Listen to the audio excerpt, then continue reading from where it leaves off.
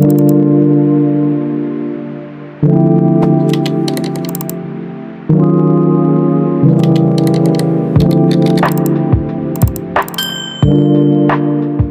most dangerous belief is those hard things define who I am. Now just notice how that feels. And if this resonates with you, stay with me. Like and subscribe, no pressure. Before we talk about the past, we want to anchor ourselves in the present moment. Like we're going to take a deep breath through the nose. We're going to put that air in our bellies. We're going to hold it, and then we are going to release it through our mouths. Let's take that deep breath in to our belly. Hold it. Release. Nothing needs to be fixed right now. Nothing needs to be defended. You're not revisiting your past to relive it. You're observing it so it no longer runs your life unconsciously. That's a good thing. This is not a space of blame. This is not a space of shame. No, no, no. This is a space of awareness, and awareness is where choice begins. You can't make a choice if you're not aware of the situation.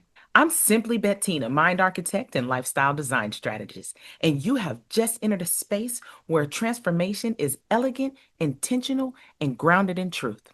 This work exists because for a long time, my past felt like a life sentence, a system baby, instability, academic struggle, survival patterns I didn't choose. And for years, I unknowingly allowed those experiences to become my internal blueprint for what was possible for my life. Until I learned this truth, your past can inform you without it being the architect of your future. And once I understood how the brain encodes experiences, everything changed. As you listen, notice whether or not you're holding your breath or are you softening. That's awareness at work. This session is strictly invitational. You don't have to dig, you don't have to analyze, you don't have to forgive anything today. You're simply noticing what parts of your past are still running the design today. You're simply noticing what parts of your past may simply still be running the design today. Take what resonates, leave the rest, please. Now, your brain is a meaning making machine, right? It's going to make meanings out of everything that happens to you. It doesn't just store memories of what happened, it stores conclusions about who you need to become in order to survive what happened. So while events are unfolding, your brain is quietly thinking, what do I need to believe about myself to stay safe here? And maybe you've learned things like, I have to figure things out on my own, or nothing lasts forever, or I need to stay alert. I can't rely on anybody. Nobody cares about me. I mean, the many thoughts that run through the mind, those toxic thoughts that get you somewhere that you don't need to be mentally, those weren't random thoughts. They were adaptive strategies, and they don't fade with time. They grow, they strengthen themselves, they harden into patterns. And not because you consciously choose them, but because your nervous system, it's doing its job. Your brain prioritizes survival over self-expression, familiarity over possibility, protection over expansion. That's neuroplasticity at work, but without intention. And when neuroplasticity runs on autopilot, history quietly becomes identity. Now ask yourself quietly, what did my past teach me about who I had to be in order to survive? And another question, which of those roles is still playing even though my life has changed? And as they say, we listen and we don't judge. Survival identities are intelligent responses to unsafe environments, honestly, because I'm telling you, I got a set of survival skills. Bye bye. But they're not permanent roles. You don't have to live in that forever. No, no, no. Now let's bring our attention back to our bodies. Notice where you're holding your tension at. Is it in your jaw, your shoulders, your chest? And what I can tell you for me is that I hold a lot of tension in my shoulders and in my lower back. Now you don't need to change it right now because that's a process, but you do need to notice it. You need to become aware. Now let's say quietly either out loud or to yourself. I'm going to say mine out loud. My past explains me. It doesn't define me. Now let that land. Your past explains, but it does not define you. Allow your nervous system to register this truth. Understanding is not the same as identification. You honor what shaped you. Don't be ashamed of who you are. Don't be ashamed of what you come from without letting it decide who you are becoming. Now take a deep breath in, hold it, release. And now we move on. This isn't about motivation. This is about design. It's all about design, baby. The conscious ascension compass doesn't start with goals for a reason. It starts with orientation because when the past remains unconscious, it designs the future by default. But when it's seen, you regain your authorship, and that's what we want.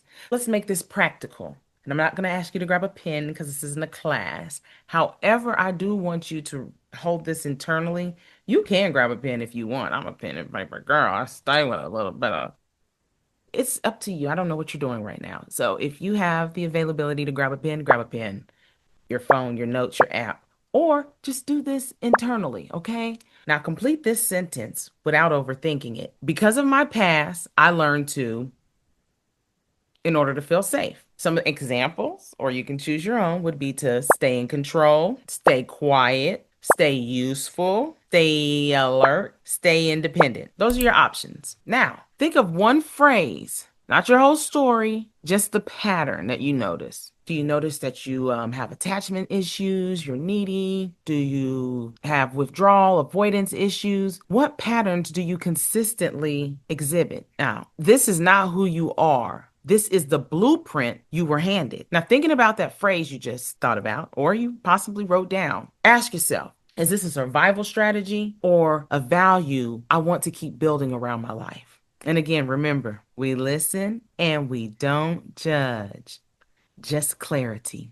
If that strategy helped you survive, but now limits you, you have now identified something that's ready to be designed. Now we build forward intentionally. Now ask yourself, if my future were not limited by my history, what quality of life would I design my life around instead? Not a goal, not an outcome, but a quality. Some examples could be stability, connection, creativity, peace, trust, spaciousness.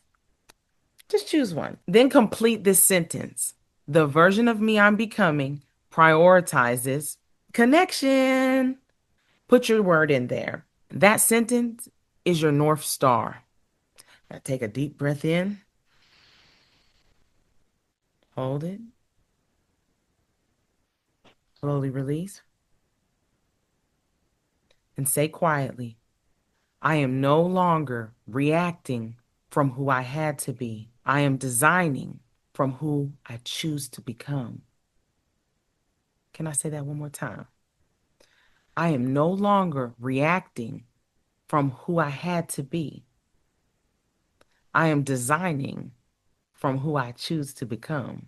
Let your body register that, matter of fact. This is a shift from reaction to authorship, from inheritance to intention, from survival to design. This is what it means to design a new blueprint, not erasing the past, not fighting it, but consciously choosing what gets to lead now. This is where the tools matter. Insight alone does not dissolve identities, right? You can think about something all day long, but you're going to need some action. And that's where structure comes in. That's why the Ultimate Transformation Lifestyle Design Guide walks you through identifying inherited beliefs, rewriting identity narratives, and designing habits that support who you are becoming. You don't erase the past, you contextualize it so it stops running your life. Can I get a amen? Now, before we leave each other today, because I gotta go, you gotta go, can't hold you forever, sit with this. What part of my past have I mistaken for my destiny? You don't need to answer it today, but just sit on that. Think about it. Awareness is enough for now. Your past may explain your starting point, but your decisions design what comes next. And if this session resonated with you, like and subscribe. This channel is about reclaiming authorship. It's a space where we design lives we were meant to live. You are the architect.